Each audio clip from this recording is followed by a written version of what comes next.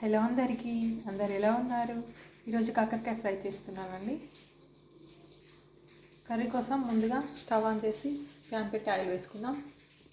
Oil వేడయ్యాక వెల్లుల్లి వేద్దాం, తర్వాత కొన్ని ఆవాలు వేద్దాం, కొంచెం జీలకర్ర వేద్దాం, ఆనియన్స్ వేద్దాం, కరివేపాకు వేద్దాం.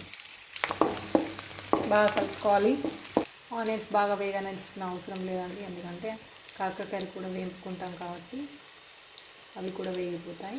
సో ముందుగానే ఎక్కువ వేయించుకుంటే మాడిపోతాయి. పసుపు వేసుకుందాం, తర్వాత కాకరకాయ ముక్కలు వేసుకుందాం. బాగా కలుపుకోవాలి.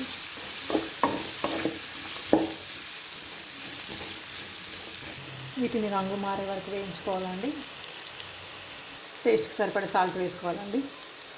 ఒక నిమిషం క్యాప్ పెట్టి ఉడికిద్దాం. ఇప్పుడు 1/2 టేబుల్ స్పూన్ కారం వేసుకుందాం. ఇప్పుడు కొంచెం గరం మసాలా వేసుకుందాం.